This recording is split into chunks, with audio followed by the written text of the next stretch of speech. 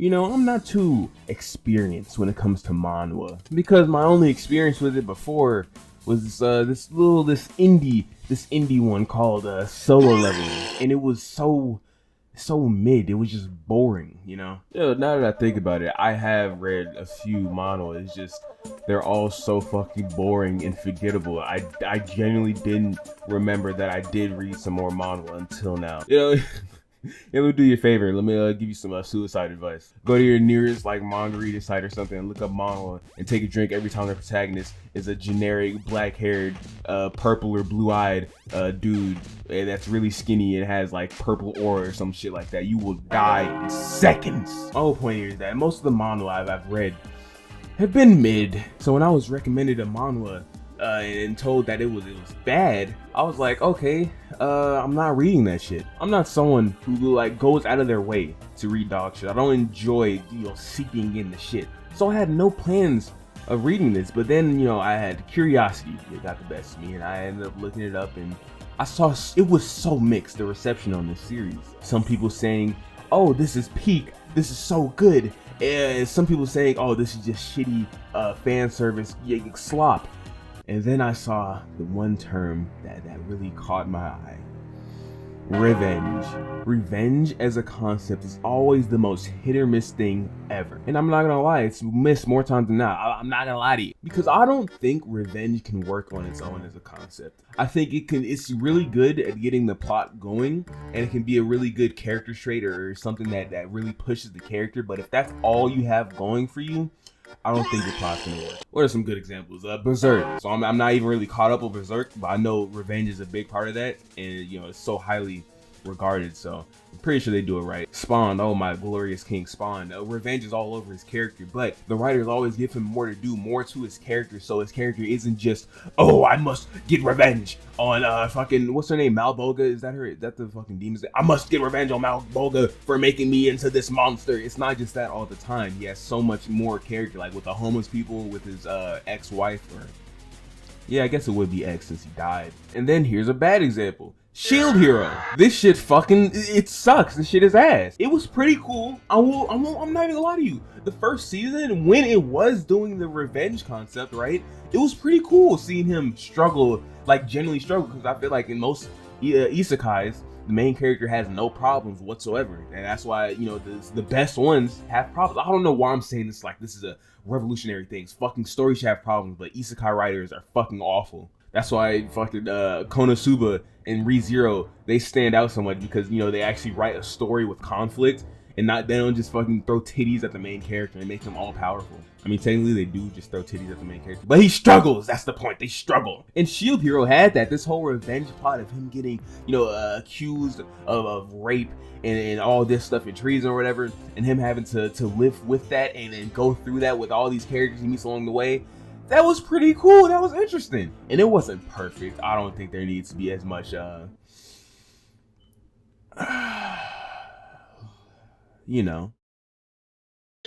And a lot of the side characters felt kind of boring and stupid, but it was working for me, right? Fucking, what's his name? Naofumi. His character, I really enjoyed the fact that he went from this little kind of plucky, not kid, but bright-eyed person to this just dark, brooding Batman type character after you got accused. That was really interesting. But then, once this arc ended, right? Once the arc of him being falsely accused, once that all got resolved, this nigga has nothing for his character going. This shit just got so boring. Suddenly, when you don't have this aspect of revenge, the veil is lifted, and I see there is nothing to this story. All the characters are flat. There's nothing interesting about them. The most his character develops, quote unquote develops, is getting slightly nicer back to how he was before.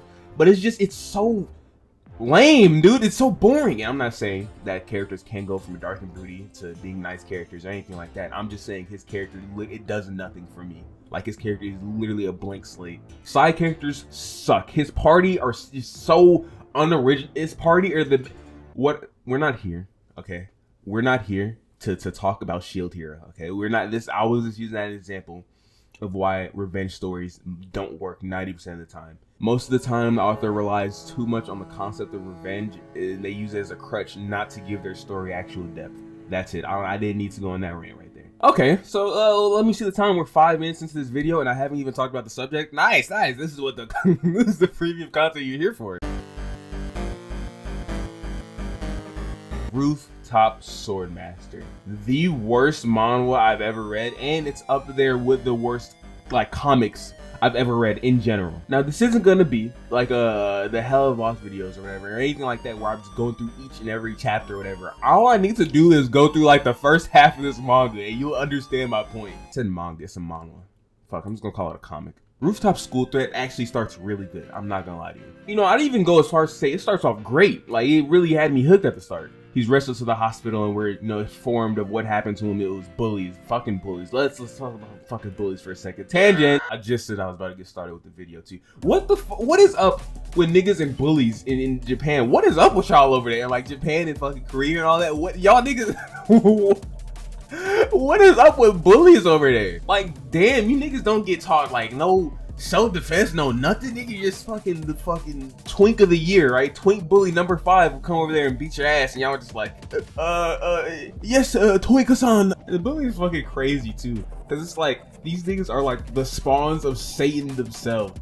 Like you have, you have the infamous Jimmy Savile.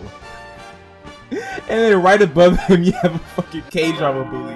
Like, damn, nigga, you're that bad. But maybe I'm just like an uneducated American hick, and this is just how school is over there. I'm editing this right now, and I'm watching this fucking Ice Cube movie, War of the Worlds. This is the shittest piece of shit I've seen in a minute. This shit stinks like bad. Like real smelly. This shit sucks. And Ice Cube's a good actor too. Like, I've liked him and shit. Ice Cube's a really good actor. This nigga is not trying. This is like the definition of I'm doing this for the bag movie. Like, god damn, this shit stinks. I fucking burned myself at work again yesterday. It's like almost in the exact same it's like almost in the exact same spot as last time. Fucking, if I get too many more of these shits, my mom's gonna think I'm fucking trans. The way it looks like I'm fucking cutting myself. I say this to say, I'm not the most adverse on bullying and how that works, but I do not get how these niggas just be forming like cults, basically cult groups and shit, and fucking murdering niggas and burning their eyes out in fucking Japan and shit, and how they just like let that shit slide. I don't get how y'all like get bullied so hard. If that shit happened in America, nigga, that nigga's dead like in the next hour. Niggas was killing for a bag of Takis. You think niggas gonna let you dump water on them? What the fuck? I guess it's just an American thing. I guess my dumb Western mind is incapable of understanding, since, you know, niggas out here want to fucking they want the fucking fade by any means necessary. Sorry with the aftermath of him getting bullied. It was so bad that this nigga is sent into the hospital and he's in a coma for I think 2 years. I don't remember how long it was. It was like around 2 years. It doesn't fucking matter. I'm not lying to you. And when he wakes up, his aunt is there, and the fucking the first thing she tells this nigga, this kid that just woke up from a coma, your parents, they killed themselves. So since the kids, right, the kids that bullied them, their parents are all politicians, and, you know, since, you know, they're politicians, they can just make anything disappear, which is what they did. So our main character, whose name is a Korean name that I will never remember, I think it's Tak or something like that. Fucking Korean names are like puzzles you have to like put together. I don't know what it is. They names is fucking convoluted as hell. Who am I to say that? Fucking black names. There was a poster outside of my apartments for like a missing dog, and that shit's name was fucking Ghetto. Dead ass. I'll put a picture on the screen. The dog's name was Ghetto, and the owner's name was like Lashikwa or something. Fucking Lashikwa, dude. So the aunt tells Tak, hey, your parents, they burn themselves alive to spread the awareness and to finally get some repercussions. Which it did. You know, they had to come out and apologize for, you know, their kids bullying, and they suspended and expelled. No, I think it was just a suspension. They had them on leave for 2 years to fucking Guantanamo Bay. I think that's what they said they sent them. He's distraught. He's like, oh no, my parents. I just woke out of a coma, and the first thing you fucking tell me is my parents killed themselves. Thanks, auntie. So fast forward a few months later, I think. I'm just gonna say this now. The fucking timelines of this whole thing doesn't matter until like the training shit. So fast forward a few months, he's in his room. He's literally like L from Death Note, right? He's just sitting in his chair like L, and he's a neat, yeah, the stereotypical neat. He's fucking trash bags everywhere. He's wearing the same outfit every day. This nigga probably don't shower, stinky, and lame, and he has a nurse lady that checks on him. Yeah, she doesn't really matter until one day, a sword. Do you say sword or sword? A sword drops down from the sky and then crashes in his roof. I should have mentioned it, but his auntie put him on. He's like the owner of this apartment building, and he lives on the roof because his auntie, you know, like she put him on. She gave him some emotion. She liked my specific emotion. She liked my specific emotion. Drowning with the fish in the fucking Pacific Ocean. Bitch came back, she loved my specific motion. Light another candle in my room to jerk. So he goes outside. It's a whole, you know, kabobble, right? It sets on fire. He puts out the fire. He keeps doing this for a few days until he like tries to lift the sword. It's really fucking heavy, and then the sword talks to him. It's like, nigga, you are the chosen. I don't think he says that. He was like, nigga, this sword is the chosen, and since you grabbed it, I'm gonna put myself inside of you. Yes. It's not like a thing where he has like an inner demon or nothing. This sword, I don't even think it really talks for like the rest of the series. Or at least it doesn't talk enough to matter, because I can't remember any time it does past these first couple of chapters. But basically you can see like the history of the sword. Like does that have an avatar? I never watched Avatar, but you can like see the past or whatever, like the past users or something like that. Anyways, it starts the training arc, and this is like the peak of this series. Yes, we are only like 10 or something chapters in. This series has peaked. I think this training arc is genuinely great. I really enjoy it. I think this training arc is better than a lot of shows that are really highly acclaimed, like My Hero Academia. Because, you know, it's a basic training arc. Like, I enjoy when, you know, people train in non-conventional ways. I really enjoy JJK's training arc, where he's just watching movies, because I had never seen something like that before, where it's not just him lifting weights. But I think this series does the basic training arc of just, you know, lifting and exercising. I think it does it really well. And I think it's also really cool for his character too, because he does all of this like out of his own, he just wants to carry the sword. He wants to be able to lift it up. And he does this out of his own want to be better. There's never like someone telling him to do better or anything like that. Like, the sword does talk to him, and it says, all you have to do is run and swing the sword, and that's it. You'll get stronger. And that's all it tells him about like exercising. He does everything else himself. And I really enjoy that, because I feel like a lot of times with training arcs, it can feel like whoever's training the person is pushing them more than the person is pushing themselves, you know? Like, there's no one telling them, oh, you have to keep pushing. Don't give up. You keep going. You have to be better. No, he's just doing it all himself. I also think that's a pretty realistic take on a lot of people that want to get better, but don't have, like, you know, personal trainers or something like that. He's literally just doing it because he wants to better himself, and he's doing it by himself. So that's cool. I really enjoy that.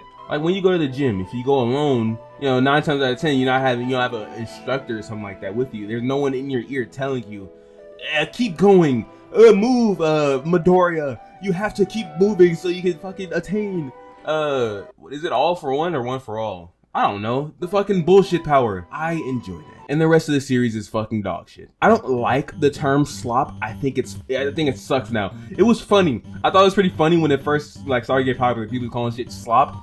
It's so fucking overused now. Oh, there's a party game that you play with friends. There's so many coming out recently. Oh, it must be friend slop. Like, what? But after this training arc, this story literally just turns into the garbage revenge slop. Fuck, that shit hurts my soul to say. I'm not gonna lie to you. Fucking slop. Ew. You know, another case of like fucking revenge slop, by the way, is Redo Healer. I forgot to say it. I generally forgot about it. But yeah, that shit is... Nah, that's fucking rape slop. That's what that is. Wait, no. I'm pretty sure if you have something that's slop, so there has to be like a gem, right? Isn't that the whole thing? Like the existence of something slop implies the existence of something gem. So I just said fucking this rape slop implies the existence of rape gem. You're the author of Redo of Healer. That nigga showed up to do an interview with that one anime nigga. I don't know his name. I forgot his name right now. I'm subscribed to him. In the fucking, what does the fox say, wolf costume? What a freak, dude. Not even because he's a furry, by the way. That nigga is like, I feel like I should be able to call this nigga a freak for making the rape manga, like the most notorious rape manga. I should be able to call him a freak for that, right? My fellow Americans, if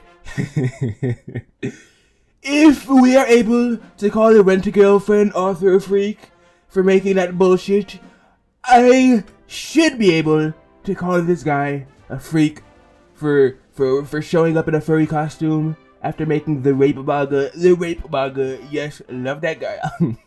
I am Trump, love rape. Rape is good. That Trump co-signs rape. This guy, I love this guy. The rape manga, love that guy. So the bullies, they come back from their break and we find out that their whole suspension or whatever, it was literally just them on vacation. And for some reason they treat it like it was horrible. Like someone says, oh, those miserable 2 years, niggas, you were on vacation, what the fuck? And they instantly have a hard on for fucking beating this kid up again, right?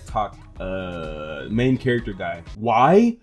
Don't know. The most backstory we get on why they hate this dude is because like he defended another kid from being bullied and then they fucking brutalized him.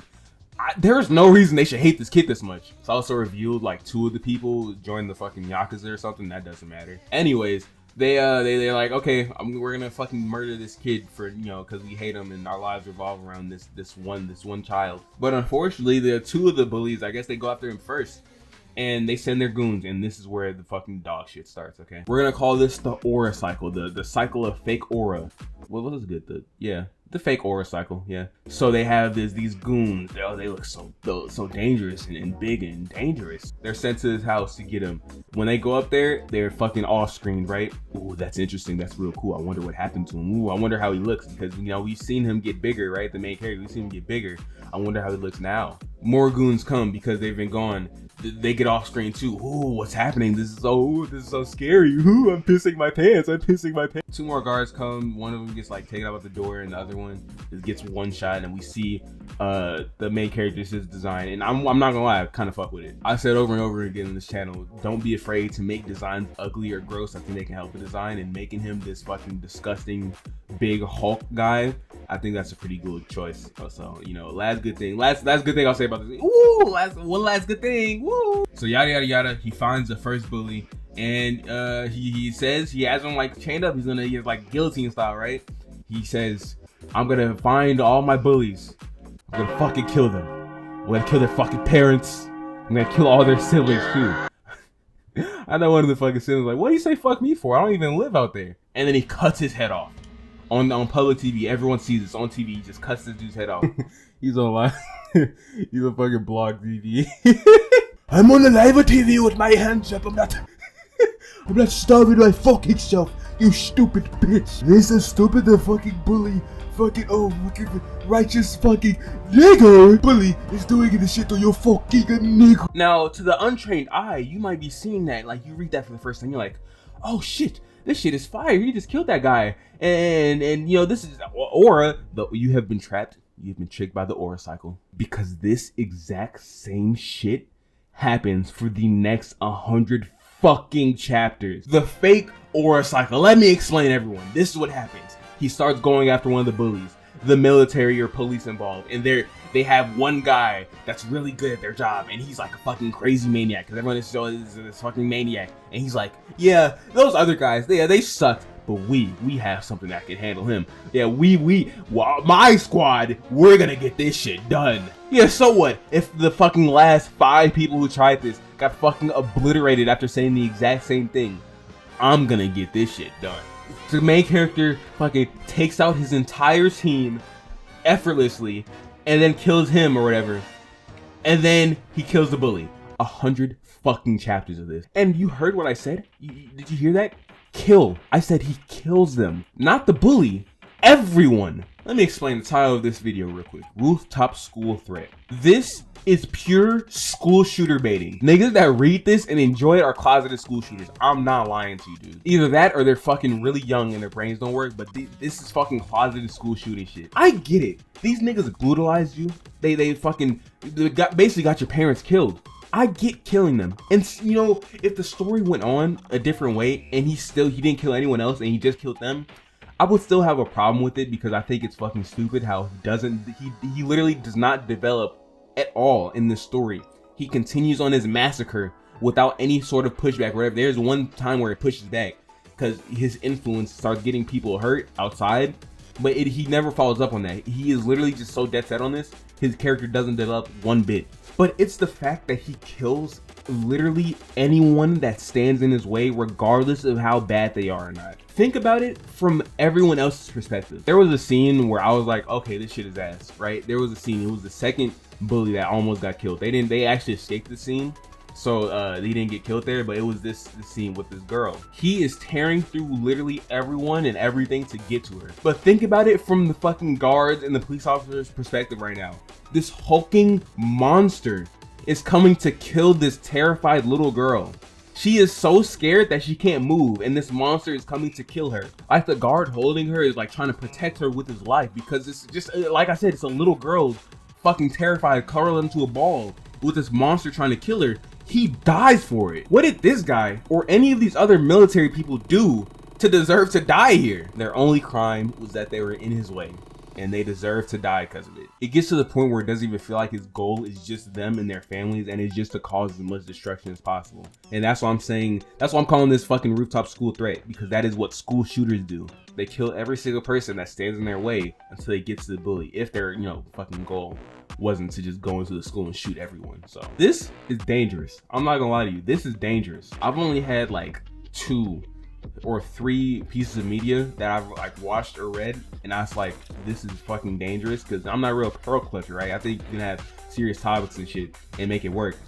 But yeah, this shit is dangerous. I don't think you should be reading this, especially if you're younger in school. If you can relate to this nigga, you should not be reading this. Or the other 2 that I fucking thought were dangerous. Okay, you know, first, fucking Relationship and Hell of a Boss. I thought that shit is bad. Okay, there's this book called fucking, what is it called? It was called After. I think that's what it was. After. Dude, fucking worst book I've ever read in my life. Oh my god, I'm putting that in the notes right now. Genuinely, like, I thought fucking Stolus and shit, that was a relationship I've ever seen. Nigga, this shit, I'm dead ass the worst relationship I have ever seen. I mean, it was written by a woman, so what do you expect? Ah, oh my god. Yo, speaking of women, I'm editing this right now. I need some sour candy. I completely forgot. Like, genuinely, it completely slipped my mind. This nigga has like a yandere girlfriend in this fucking model. It could, bro. I only remembered because I stumbled upon her in one of the panels I was fucking screenshotting. Only reason I remembered her. I completely forgot this nigga has a yandere girl that was like helping him. Yeah, fucking forgettable ass characters, man. This fucking sucks.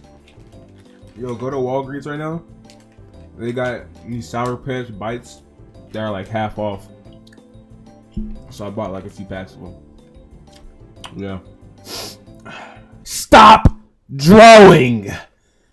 Thank you. But you know what? Who am I to say this is dangerous? Because the author doesn't even want you to think this is a bad idea. Because instead of making any sort of compelling arguments for against the main character, any sort of dilemma for or morally for him, he just makes every single character that goes against the main guy fucking straw men that are just evil, maniacal assholes for no reason. Like this person who made this doesn't understand how to write humans. They just write enemies that go against the main character, because every fucking person that's against the main guy is a fucking psychopath. Like, why the fuck is this random military grunt fucking smiling and laughing maniacally like, we got him this time, boss? Like, that's what it is. They act like fucking goons out of Batman comics. This is also part of the fucking fake aura cycle. It's like they'll have, when I said, you know, they say they're, oh, this one's gonna be the one that kills them. They'll do this fucking stupid fucking, you know, evil ass smile. I really do think this is like terrible. Like, this is definitely the worst manhwa of like the 3 or 4 I've read.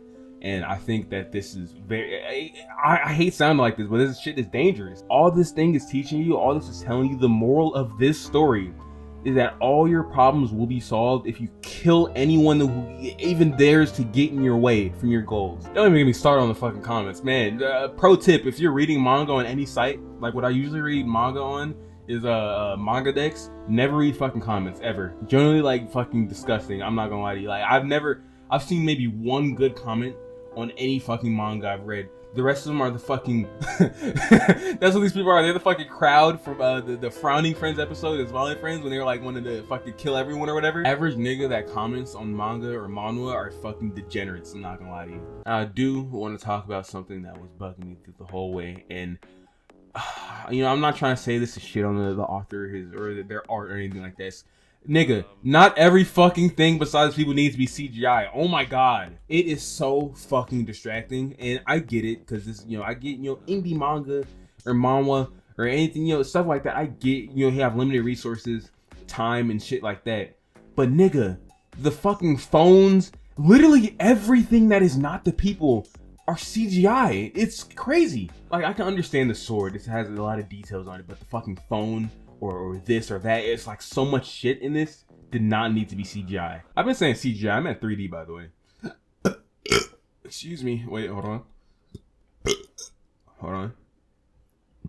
No, I couldn't get another one. I feel like I got my general thoughts out. Like, there was some other stuff that happened in this shit, but it's like it doesn't matter because it's covered behind the shit, and it's not even the shit that I just said was covered is good. It's just more shit behind the shit that is the biggest shit, you know? It's like fucking cow droppings and human droppings. The cow shit is gonna be bigger, but it's hiding the human shit. That's still shit. They're both shit.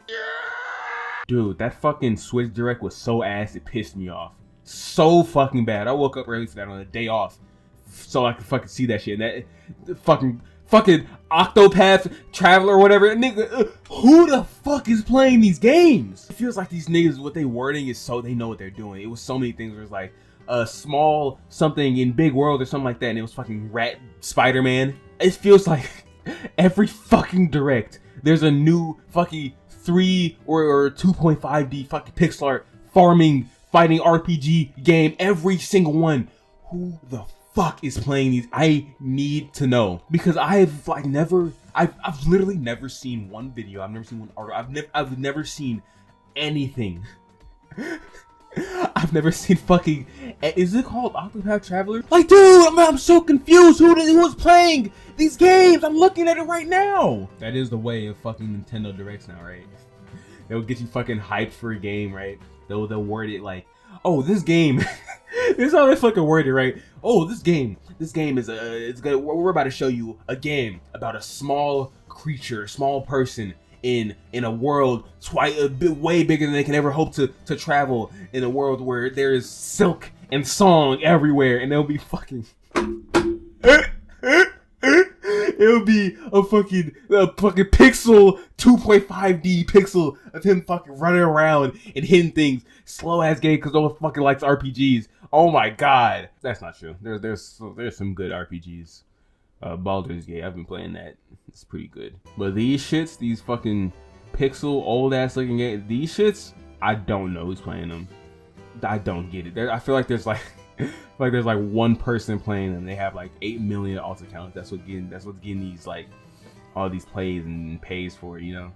Some fucking Elon Musk playing this game. Anyways, that's it. Revenge manga, revenge is the concept. It will never work if you make that your only concept. If you make that the only thing about your story, revenge will never work. I'll tell you that now. Revenge only works if you make it secondary to the main theme of the story.